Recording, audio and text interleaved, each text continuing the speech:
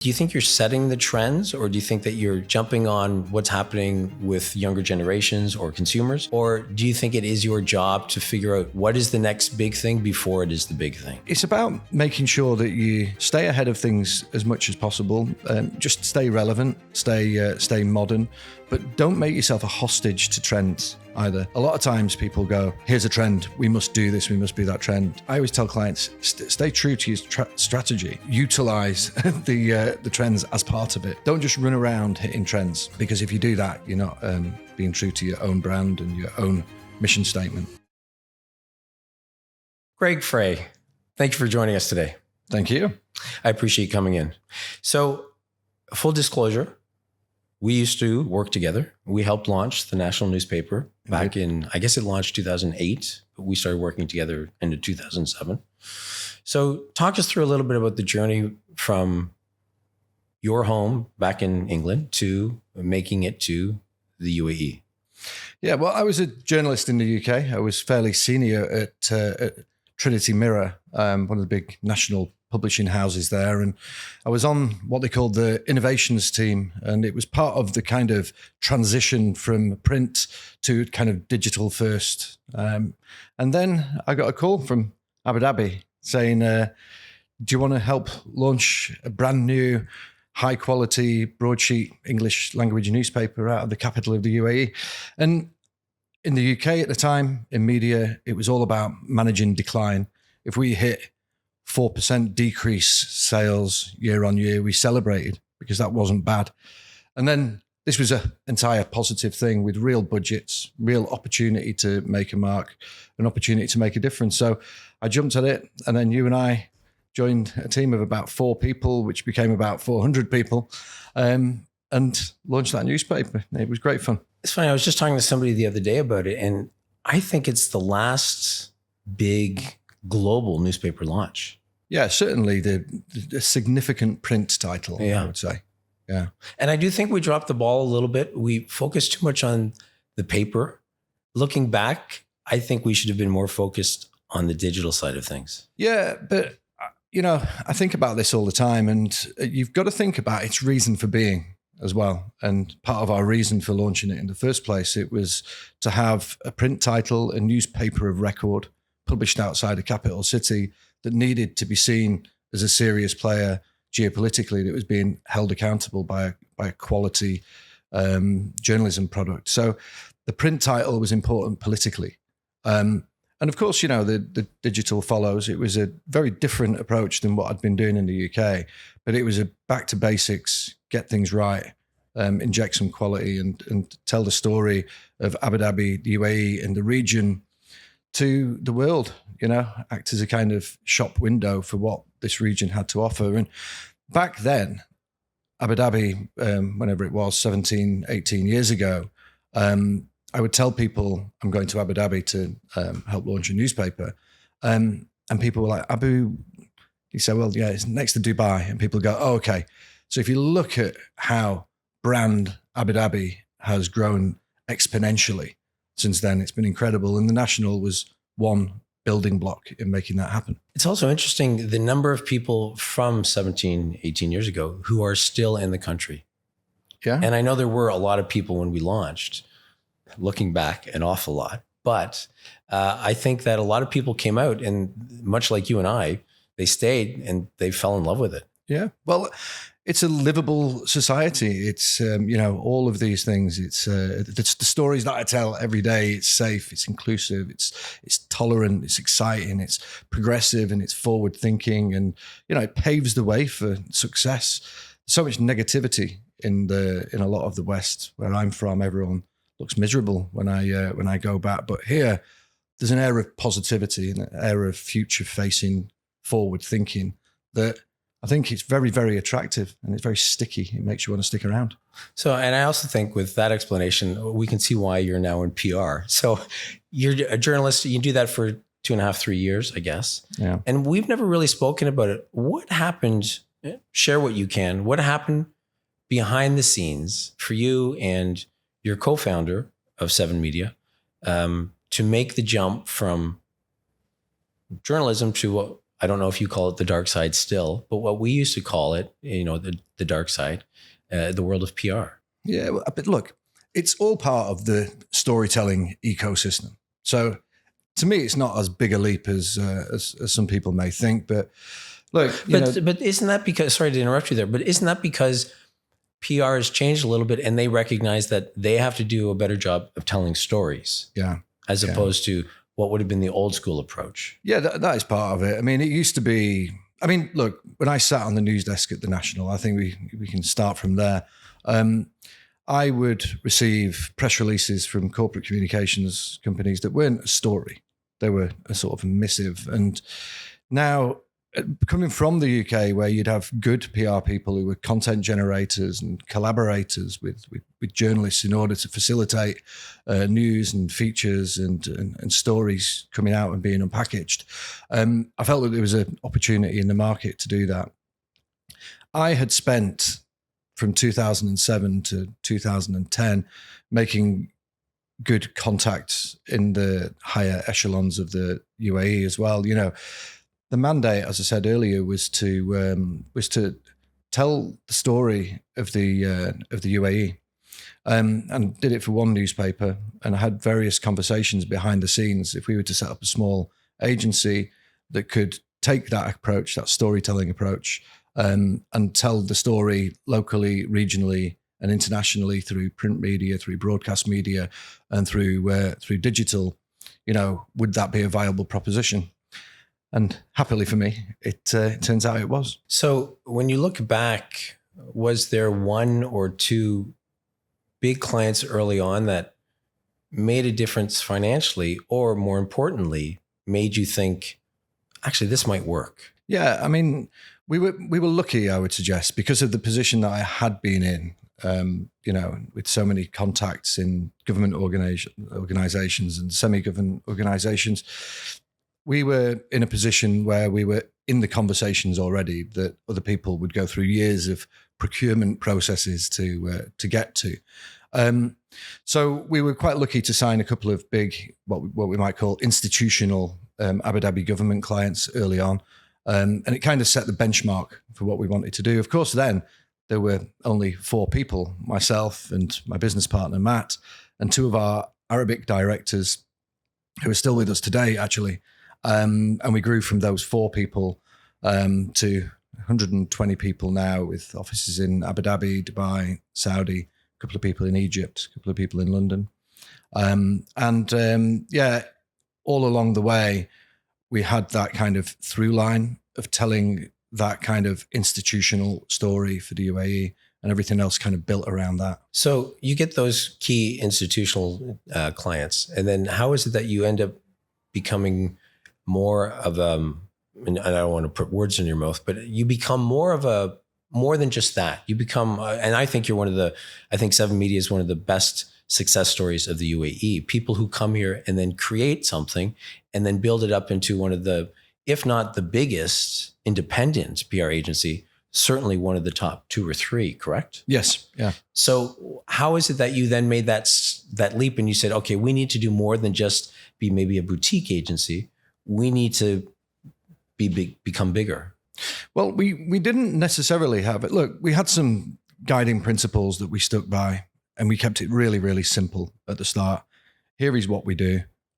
We are results driven. We were very lucky not to have come from a PR background. So I didn't have any preconceptions of how it should be structuralized. Right. So we just did it how it felt best. And it was all around generating results.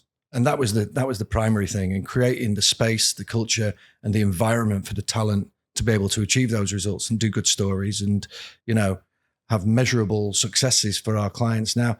So we weren't constrained by a preconception of what a PR company or a communications company should be.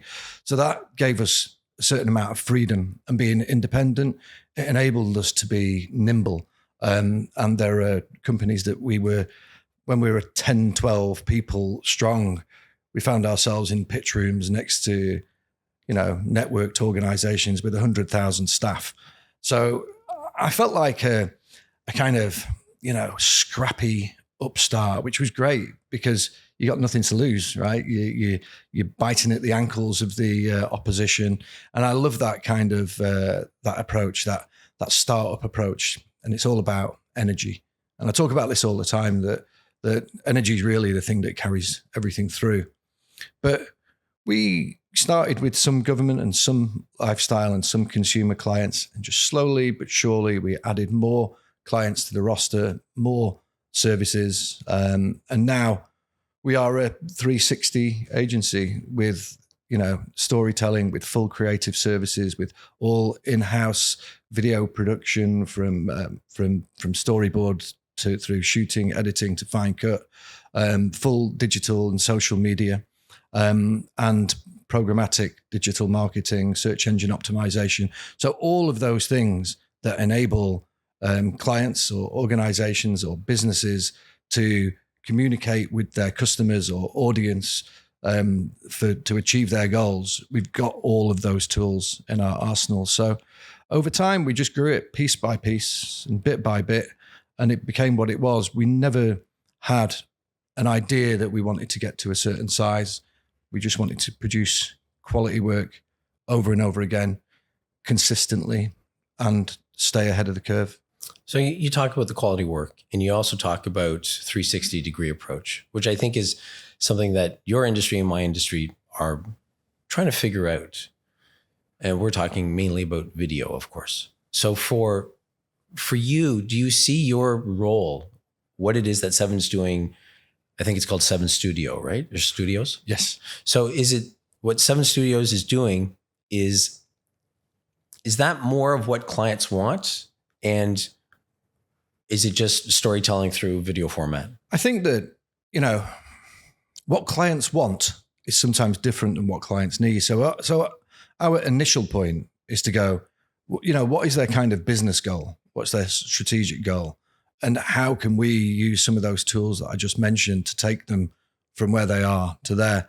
They might think they want video, but unless you know what you're going to do with that video or what its purpose is, or they might want video because everybody's doing video. Yeah, exactly. And how you take it to your audience, and what you want your audience to do in the 10 seconds after they've watched the video, and how you then facilitate that through digital means. So you're one click away from the action that you want the audience to do.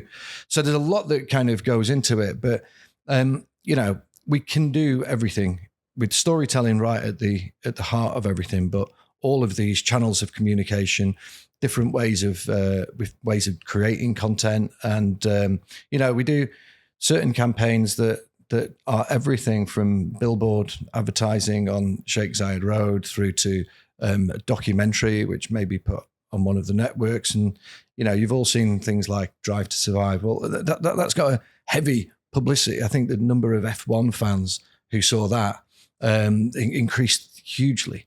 So there's all of these different tools now in communications, and people who are traditional PR people kind of decry the fact that there's been a reduction in the number of print titles, but the opportunity to take stories and put it right under the nose of your audience, of a highly targeted audience, has never been greater. So when you talk about being results driven, for us in the world of media, and I would think that you're probably consider yourself part of the world of media. Yes.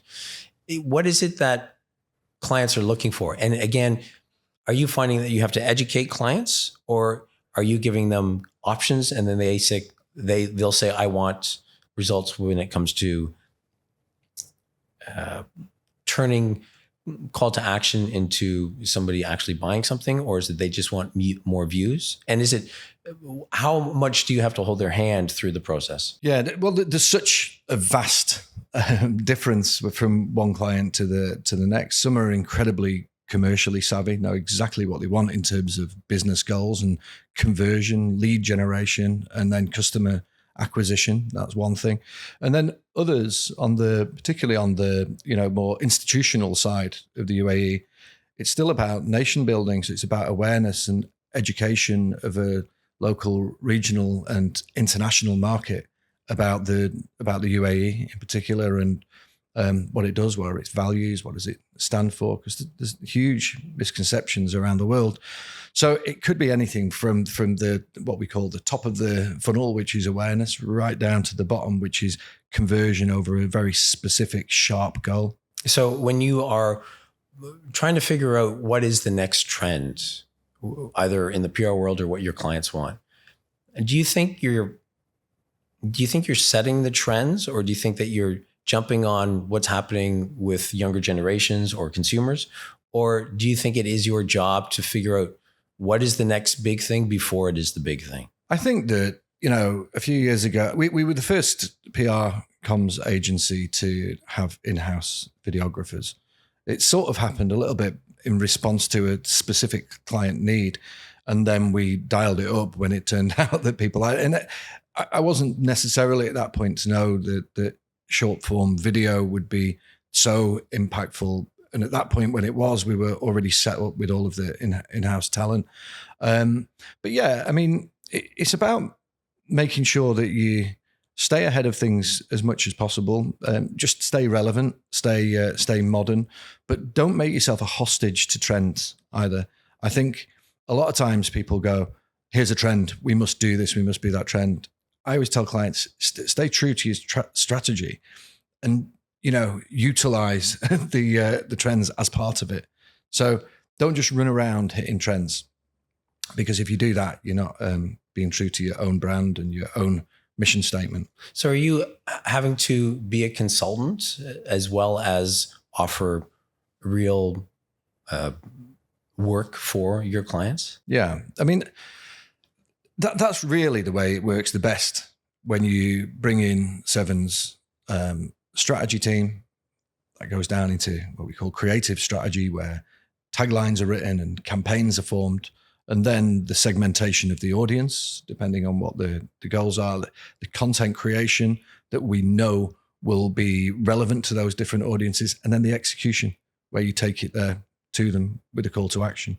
So if you follow all of those steps, that's great. Some people just come to us and they've already done their campaign and they want us to execute it, because they know that we've got the contacts and that we have the software on digital in order to be able to achieve certain goals. But for me, it works best when you use all of the different elements of that Seven Media has to offer. So I think because we've known each other a long time, maybe because you're a former journalist, I think we can have an honest conversation about why, in my opinion, PR in the GCC is awful for the most part. I think there are some exceptions, but I think that PR in this part of the world, especially the agencies, I don't think that they have honest conversations with their clients. And so what I'll say is that too often in other parts of the world, you might have a story that's 25% positive about a client, 25% that's negative, and 50% that's neutral, and you'd see that as a win. Yeah. In the GCC, I find that a PR release, specifically a written piece, has to be 100% positive, or else a client's going to get upset with the agency, or the agency is going to be calling either myself or one of my reporters to complain. So why is there that disconnect? Is it the agency not speaking properly to the client, or is the client just thinking that because they're in this part of the world, they can demand whatever it is that they want?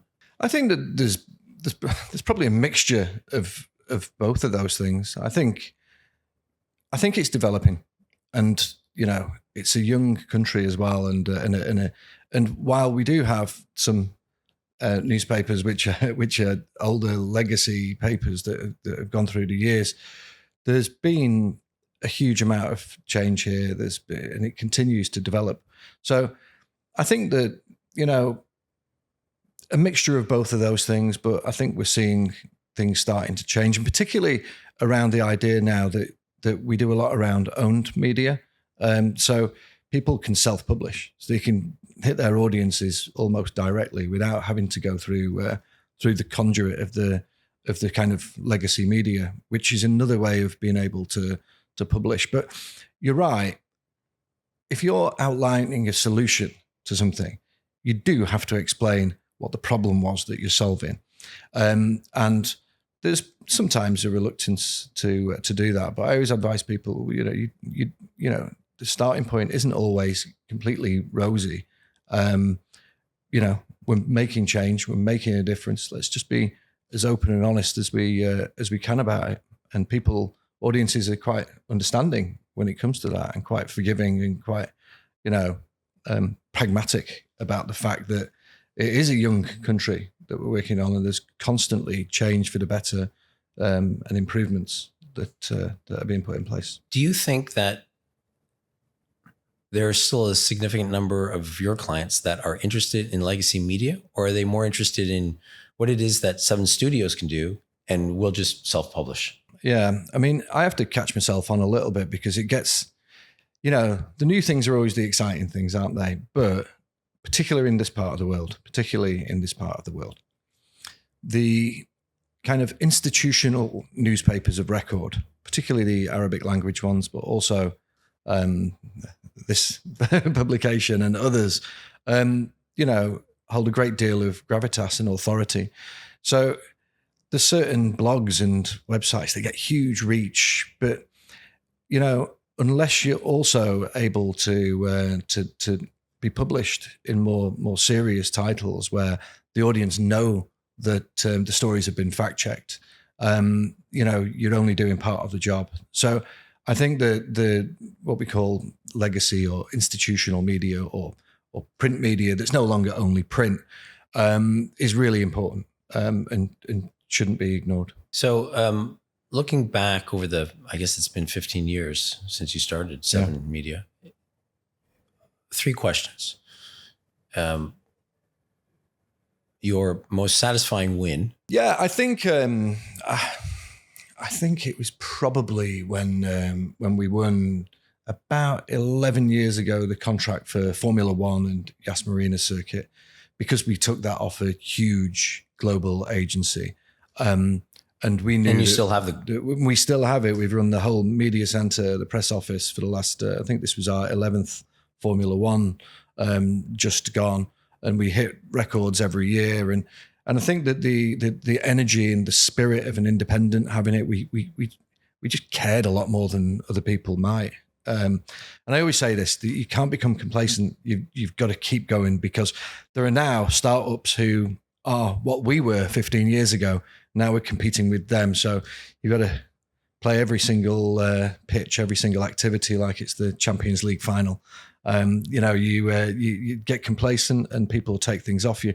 But that was the satisfaction for me. As some guy from working class from the north of England, being able to go in and take business off big organizations and build something that was incredibly satisfying. Okay. And the second question, your hardest professional moment? I think possibly around COVID. I think was a time that was hard, somewhere around March 2020, just when everything was starting to go into lockdown, and just before, we had 50 clients either stop contracts or what this new word, pause a contract, because they were not wanting to part with money in uncertain times. But we still have all our staff to pay, we still have all our overheads, and we were kind of concerned for a time. And it was just the hard yard, the pulling together of all of the staff and all of the people. We were a little bit fortunate in that the private sector stuff, the consumer stuff, really, really took a hit, but we still had the government work, and that kind of transitioned into telling the public health story. We did a huge COVID-19 relief campaign for the Abu Dhabi government, which actually raised $1 billion dirham, which was distributed to harder hit members of the community. So we were able to also use our video and our digital things to move away from where people might have had events or press conferences. They still needed to communicate. So there was just a little bit of a hairy time there where I thought I wasn't sure exactly what was going to happen, but we kind of came through that. And then the other positive of that is it took us back to sort of look under the bonnet of the agency again and go, where are we fatty? Where are we being, complacent in money that we're spending, and it gave us a tighter rein on the business as well, which was probably a good thing. So it enabled us to pivot, it enabled us to audit and show our strength and togetherness as we came through the other side of it. Nice. And then this is the one, you and I post a fair bit on LinkedIn, and the biggest response that I've ever received is when I talked about what I think my KT's biggest fail was in the 15 months I've been here. So I ask you, because I think people really learn from this personally, as well as people who listen. So professionally, your biggest failure. I think that one of the things, when people ask me about starting up a business, whatever it might or might not be, I say, don't get carried away with promises until a contract has been signed. And just early on, we got really, really excited and celebrated wins of contracts that never came to pass.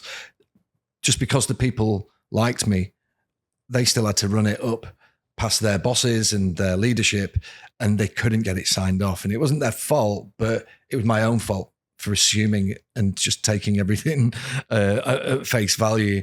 So those kind of assumptions and that this kind of, I don't know, positivity it tripped me up a couple of times early on. I didn't learn from the first, second, or even the third one of those.